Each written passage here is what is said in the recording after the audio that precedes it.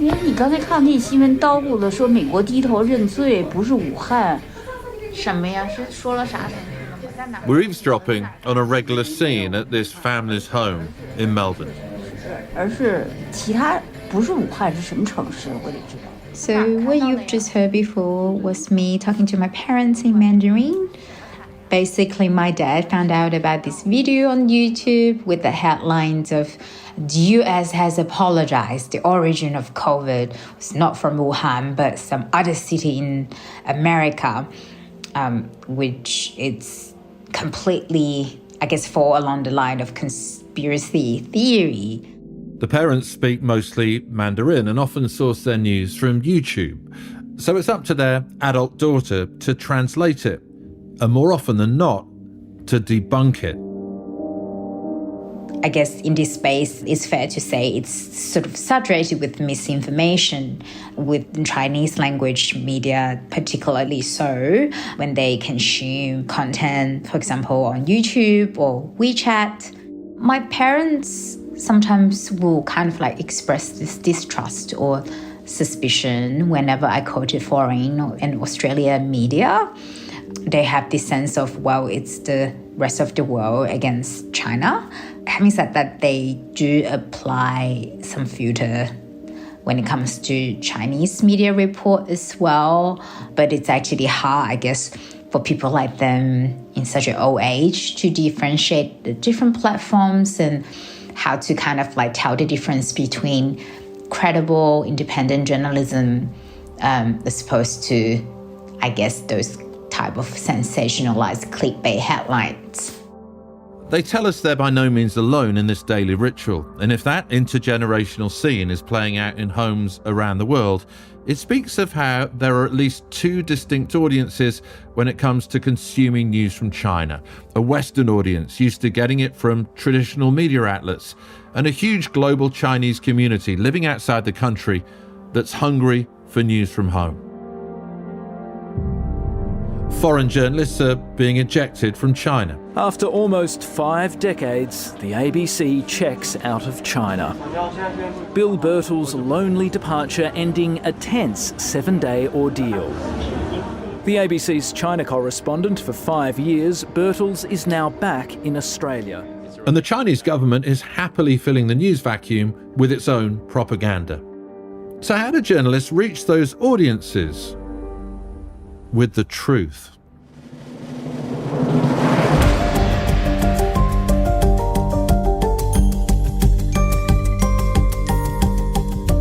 This is Journo, a podcast from the Judith Neilson Institute for Journalism and Ideas. I'm Nick Bryant, and on Journo we unpack the biggest challenges and the biggest opportunities facing the media.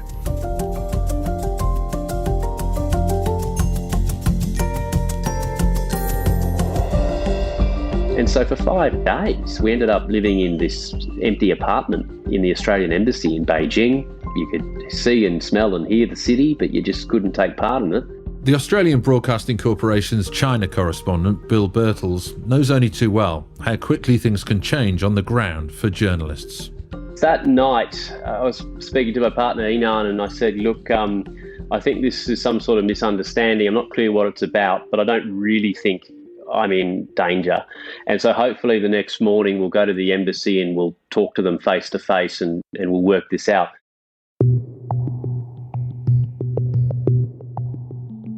In late August 2020, Bill, his wife, and the Australian Financial Review journalist Michael Smith were told by the Australian authorities they had to leave China immediately. At first, he refused to believe it. The problem is we went to the embassy the next day and the advice was even stronger. They doubled down and said, we really do want you out ASAP. And they weren't very clear on why. There was this real feeling of, I can't believe it, my posting to China is over. It's over for these reasons which are unclear. By that evening, after midnight, 7 national security police arrive at my doorstep, knock on my door. They don't arrest me, but they put an exit ban on me and tell me that they're investigating me as part of an existing case. And that's when, of course, I realised these warnings, these safety warnings, they're not coming out of nowhere. This is pretty serious. And Bill, adding an extra layer of complication, and an extra layer of emotion as well. Your partner, Inan, was pregnant at the time. Yeah, but the thing was, we hadn't told anyone because it was really early. I think it was about 9 weeks. We had a really initial scan, and that's all we'd had. And I hadn't told my colleagues. I hadn't told my friends in Beijing. But she'd told her parents, for example. So we'd seen them. They lived in Beijing. That was maybe the most stressful thing that was playing on my mind. The timing was critical. China and Australia were in the middle of a growing diplomatic stash. As China extends its war on Australian wine imports, the Trade Minister says it's up to an increasingly aggressive Beijing to explain the growing list of goods now hit with trade barriers. But it wasn't just trade in the crosshairs. Just a couple of months before Birtles had to leave, the Australian authorities had raided the homes of 4 Chinese journalists. It was part of an investigation into an alleged plot to influence an Aussie politician. The Chinese government then detained well-regarded Chinese-Australian news anchor Cheng Lei. She had been detained on August 14. No reason has been given for her detention. Cheng Lei is a business journalist and anchor for the English channel. The journalists in Beijing are a tight-knit bunch, and Bill Birtles knew Cheng Lei fairly well. Just hours before he was told he had to get out, he'd actually secured the scoop about her detention. On one hand, I was sort of trying to respect the sensitivity of those close to her about how to or when to report this news. On the other hand, I thought, gee, this is a big scoop and you don't want to be beaten to it. And I'm pretty sure I'm the only one who knows this. And so when DFAT, the Australian Foreign Affairs Department, rang my bosses and then my bosses ring me, my first instinct is, shit, they're obviously ringing all the media to tell them about this news and to kind of, ruin my scoop. And so when instead it was a manager saying to me, oh, they've rung and they want you out of China ASAP. And I sort of said, has this got something to do with this story I'm about to do? And my manager said, what story? I sort of thought, what? I don't know what this is about, but I've got better things to do right now. I mean, it's an extraordinary story. 1 minute you're just doing your job as normal. The next minute you're being basically shunted out of the country. I mean, what a dramatic turnaround. And it escalated very quickly, Nick. This is the thing. It might seem from afar that China is a pretty dangerous place. But of course, when you live there and work there, it all kind of seems quite normal day to day.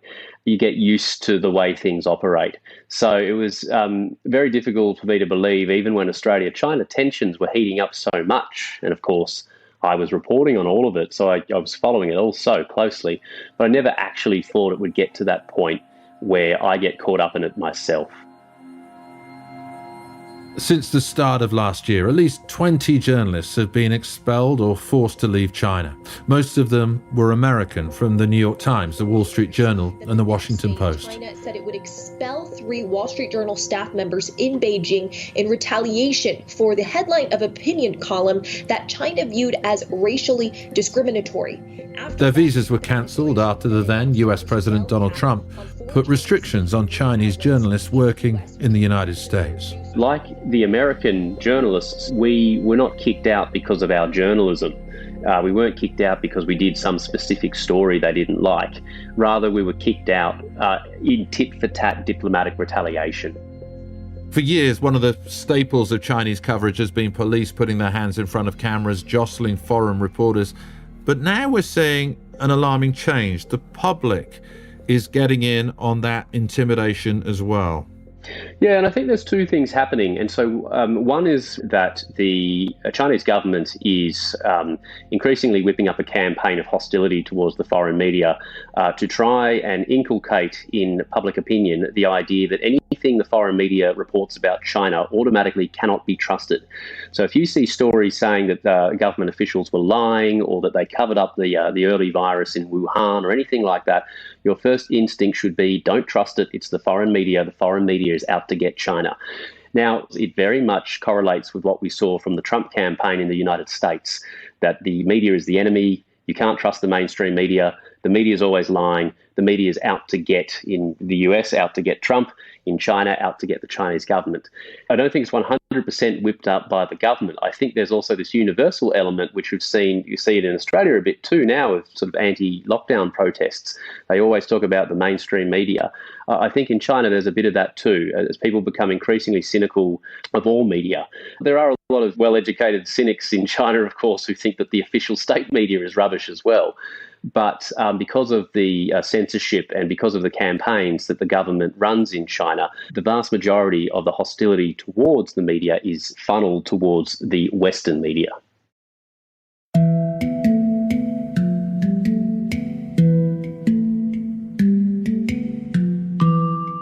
Even when I was there in 2012, 2013, there was this underlying current of fear and anxiety.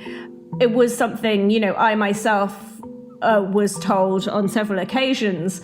Actually, once I was called into the foreign ministry and warned, I was threatened and I was told, you've worked really hard to get this far. You've worked really hard to be a BBC correspondent in China. Wouldn't it be a pity if you were expelled? It was a warning to stay in my lane. Dr. Louisa Lim spent a decade covering China for the BBC and the American public radio station NPR. Air raid sirens howl to remember around 200 people who lost their lives in the most recent earthquake in Lushan. Then the country united to try to help the survivors. But 5 years on, the mood here has changed to one of bitter resentment and anger. Louisa now researches the media in China and has been watching closely as it shifts for the worse. I think now it's the worst moment to be a foreign correspondent inside China. Since the Cultural Revolution, there's always been the threat of expulsion. The threat has been ever present, but now it's become much more real. It depends who you work for as well. It's very restrictive, hard to travel. Nobody wants to do interviews with foreign journalists. And now there's the added problem of a very sort of nationalistic feeling, and reporters are actually getting sort of accosted and harassed on the streets because they work for Western media. When did things change and why did they change? Well, they're always changing. They're never static in China. One turning point, of course, was after Xi Jinping came to power in 2012, this process of tightening began. COVID has made everything a lot worse. I think COVID allowed the authorities to stop travel using COVID as an excuse. So it's really, really hard to get new foreign correspondents into China. And because a lot of journalists have been kicked out of China over the past couple of years, and it's hard to get any new visas approved. So we're seeing a shrinkage of the foreign correspondent pool. And is it the type of coverage that China doesn't like? I mean, in the early part of this century, a lot of journalists were telling the emergent superpower story, the growth of China. And now the coverage has become more critical. Has that made the Chinese far more sensitive about how they are viewed internationally and the role of foreign correspondents in that? A part of it is the type of coverage, but also, a part of it is the kind of things that are happening within China that elicit this kind of coverage. I mean, in the last few years, we've seen this growth of this re-education industrial complex in Xinjiang, where more than 1 million members of the Uyghur minority are being held in political indoctrination camps.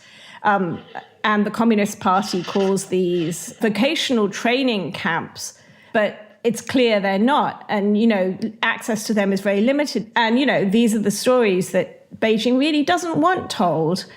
The narrative has changed, you're right. I mean, I remember when I first got there in 2003, so much of the reporting was economic, and so much of the narrative, as you say, was that rising superpower story. Reporting on human rights and politics, you almost had to fight a little bit to get those stories in the bulletin. But now these stories are so key in looking at the way China works today. I think part of it is the story, but I think the other thing is Under President Xi Jinping, Beijing is not willing to countenance other narratives apart from the state-run narrative. It isn't willing to let other people tell other stories of China. So the space for reporting has shrunk really, really dramatically.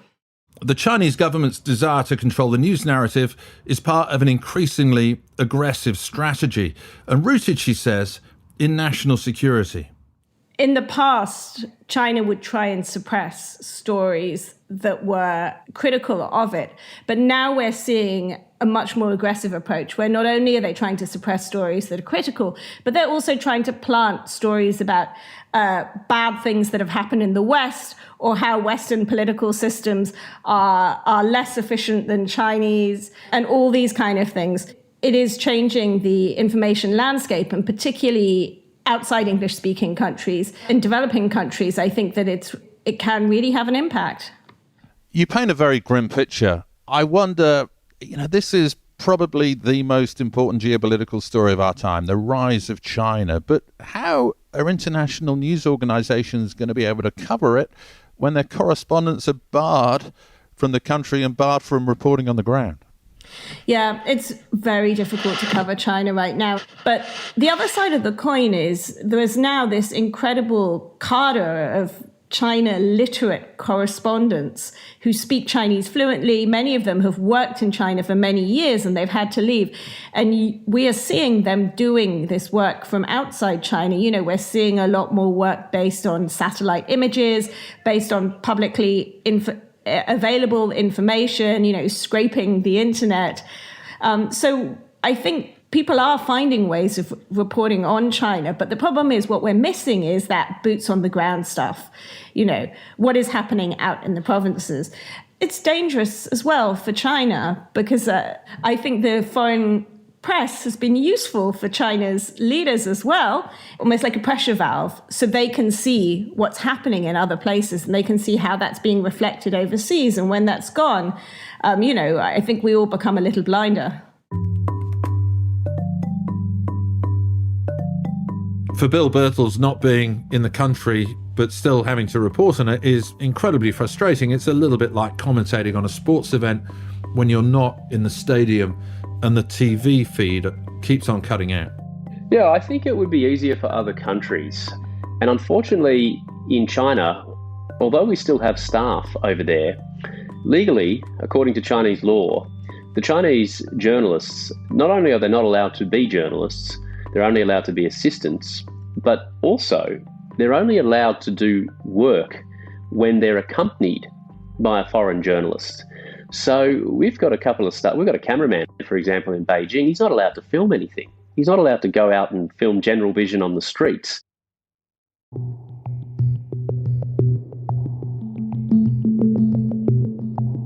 Someone in the Chinese diaspora in Australia who's seen the way the Chinese media functions from both sides is someone we're calling Yi Han. He wanted to protect his anonymity. Okay, so I've spent the past decade in the mainstream Chinese media in Beijing. So I started my career in news industry. Then I dabbled in fashion and lifestyle as well before I finally founded my own media company in Beijing. Interestingly, although he's Uyghur Chinese, Yi Han says his ethnicity wasn't really an issue for most of that time in Beijing.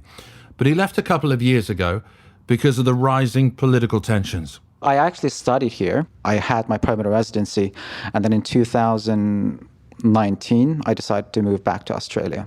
Now, Yi Han, you've noticed a growing mistrust of the Western media. You think that began around 2008. Of course, that was the time of the Beijing Olympics. Just explain to us the origins of the mistrust of foreign news organizations.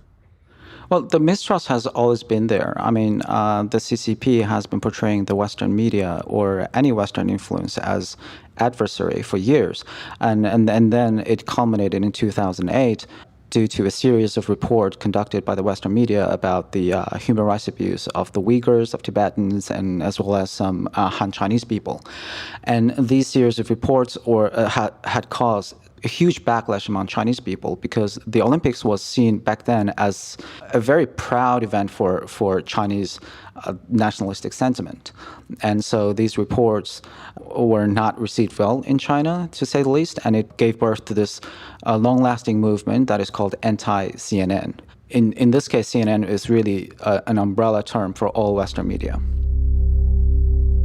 With more than 1 million followers on Chinese social media apps and a deep understanding of how Chinese media operates, Yihan's got some pretty startling observations. I mean, we talk about cancel culture in the West, but it's something we've been experiencing in China for years, really.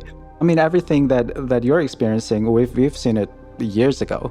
The phenomenon is getting worse and worse these days. You can be canceled for any reasons. Interestingly, the Chinese internet, in my observation, is one of the most, can I say alt-right? Places in the world. I mean, anti-political correctness is a sentiment that is widely echoed on Chinese social media.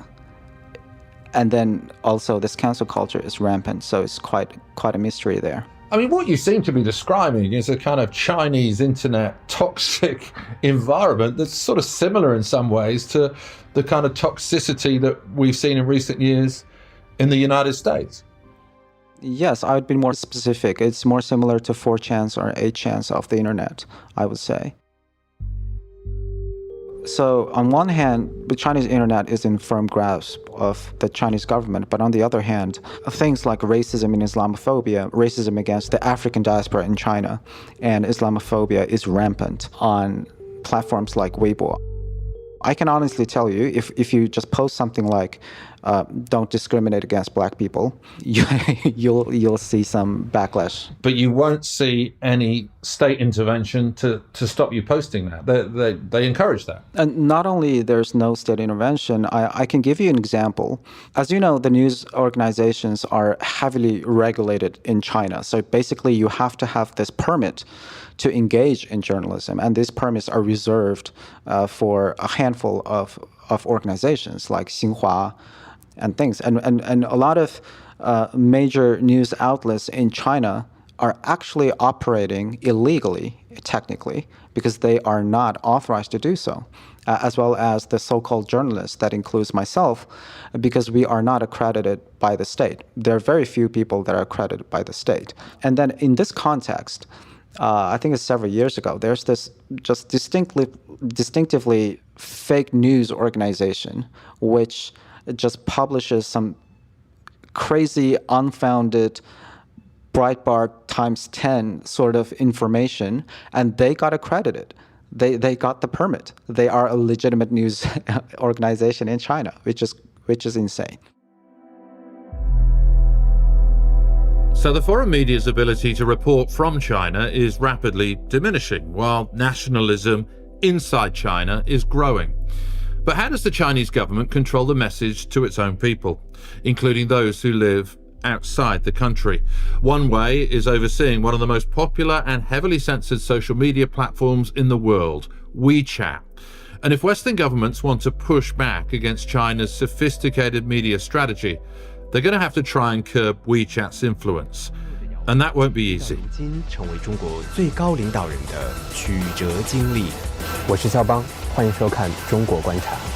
name is Bang Xiao.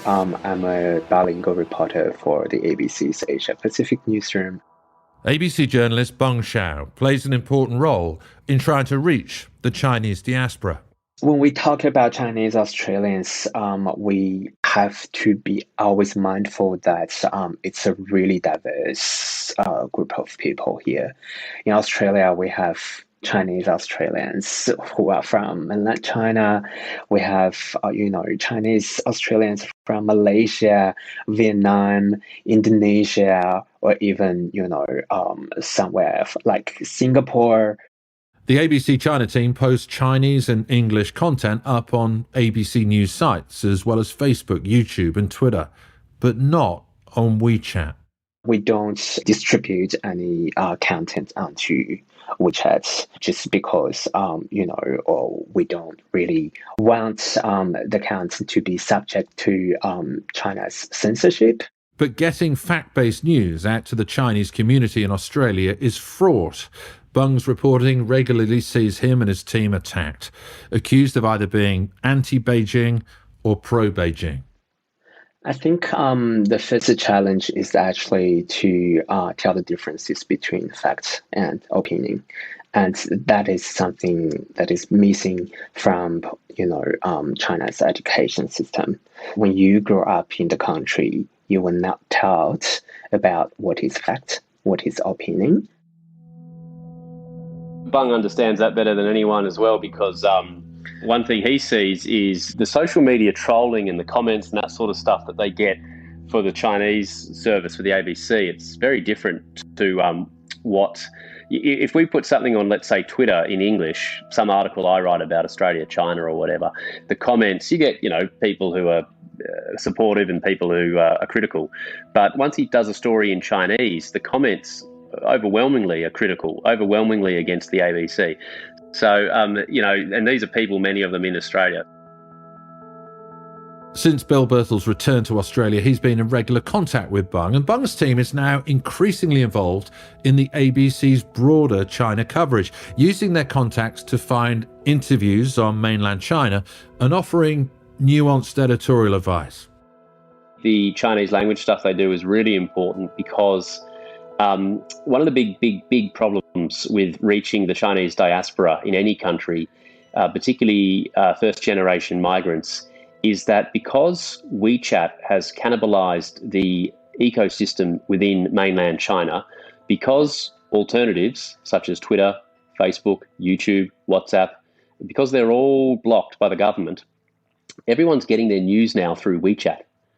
They're all getting it through these sort of microblogs, but also state media outlets. Everyone's got WeChat accounts, and everything on WeChat goes through the funnel of Communist Party censorship. So what it means is in Australia, the Chinese diaspora, particularly first-generation migrants, many of them are still largely relying on this app to get local news about what's happening in Australia from Chinese Australian media companies, which are very small, but they're based here. The problem, of course, is even that local news about Australia is all going through the filter of Chinese government censorship. So, for example, it's fine to mock Morrison, it's fine to mock the Australian side, but you never get that mocking or that critical coverage of the Chinese side. So for ABC and SBS, which is another publicly funded broadcaster, it's a huge challenge for them to set up Chinese language news platforms to cater to the Chinese diaspora, because they're essentially locked out of WeChat. You cannot run a real news service in Chinese on WeChat because of the censorship. So yes, they target people through Facebook and Twitter and whatever else, YouTube. But there's still this huge chunk, particularly of first-generation migrants, who are primarily reliant on WeChat. Australia's Prime Minister Scott Morrison has been stung by WeChat censors. The big example is earlier this year, the Chinese government has this sort of lowly spokesman who's a bit of an attention seeker named Zhao Lijian, and he posted this artwork which was very provocative, of an Australian soldier sort of about to slit the throat of an Afghan child. And he did it obviously to cause a stir. Outraged Australians have pointed out that China, a one-party authoritarian state, has been accused of systemic wide-ranging... So Morrison uses his WeChat account, public account, to post his reply in Chinese. Now he's aiming at the Australian Chinese community to say, this is, my view. The Chinese government should be totally ashamed of this post. This is how the Australian side sees this dispute. It diminishes them in the world's eyes. And WeChat censored it. I want to make a couple of points about this. WeChat said, this is in violation of our policies, and took it down. Now, it's an absolute mugs game, engagement on WeChat. I really wish Australian politicians would not do it. I wish they had nothing to do with this app, because it is rigged. It is censored by an authoritarian political party overseas from the outset. Yet, because there is such a large Chinese diaspora, because they feel there's obviously a significant proportion of people who primarily speak Chinese and they vote, of course, at election time, you do have most Australian politicians engaging on WeChat. Because to engage on WeChat is to legitimise and validate WeChat? Well, I don't think that the politicians are trying to do that. They're just trying to grab votes from anybody they can. But yeah, you're right in the sense that if someone like Scott Morrison actively uses WeChat, he's basically signalling to the Chinese diaspora in Australia that he doesn't have a problem with its censorship. He's willing to use it. But as he found out the hard way earlier this year, the censorship is a big, big problem. And at election time, of course, in the United States, people were so obsessed with Russian meddling.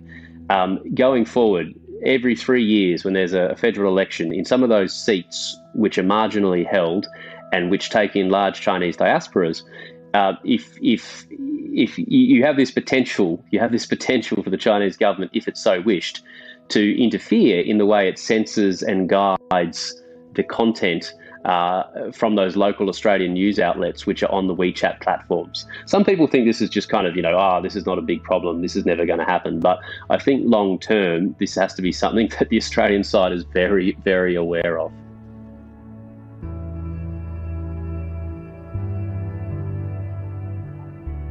I wonder, Yihan, when it comes to news organisations like the ABC, who set up Chinese teams deliberately targeting news at the Chinese diaspora, I mean, how do they make headway against a behemoth like WeChat? That's a very good question, and unfortunately there might not be a very simplistic and clear answer to it, because other than the influence of censorship, there's also this cultural inertia, because, well, people are drawn to stuff that they're culturally familiar with.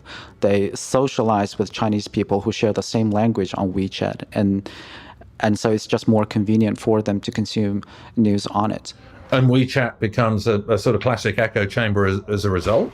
Yes, I would say so. And the more curious case is that not only WeChat, but some more emerging social media platforms like Little Red Book. Which is the Chinese equivalent of Instagram, yeah. Yes, more or less. I noticed that a lot of my Chinese friends in here, they would still consume the content on it.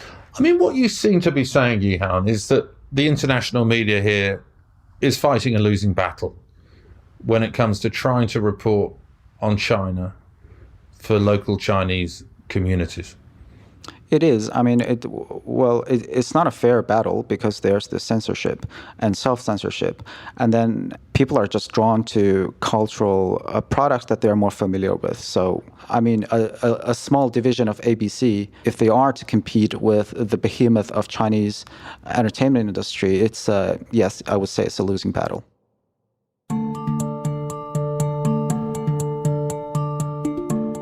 The Beijing Beat has almost always been covered by journalists with a love and fascination for China. Experts, in most cases, often fluent in Mandarin, who have gone there in good faith, determined to explain the country to the rest of the world and to cover it in its complicated entirety.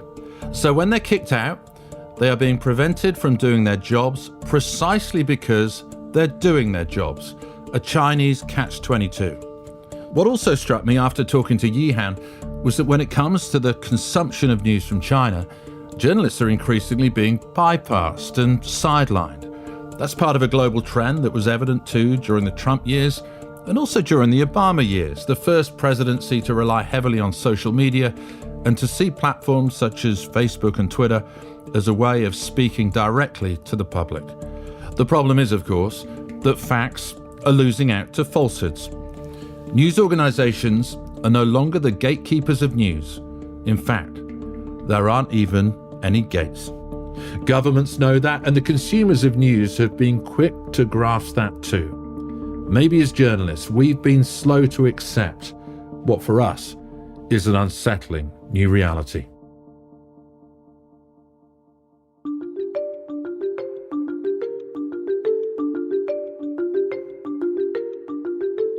Journo is produced by Dead Set Studios for the Judith Neilson Institute, which supports quality journalism and storytelling around the world. You can find out more about the Institute's programs and events at jninstitute.org.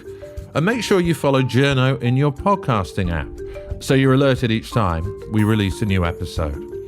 Our executive producer is Rachel Fountain. Our producers are Margie Smithhurst and Nicole Kirby, with sound design by John Chia. Our managing editor is Kelly Reardon, and the commissioning editor for J&I is Andrea Ho. I'm Nick Bryant, and next on Journo. Is your phone spying on you? And how can you report if the very tool you rely on is being watched? There is no such thing as an encrypted app. There's no such thing as like keeping something private. It is all accessible. That means whoever's on the other side of that, of Pegasus, can listen to your phone conversations, look at all your pictures, track where you are. The more you think about Pegasus, if you're a person who could be vulnerable to this, it just makes you not want to have your phone anywhere near you.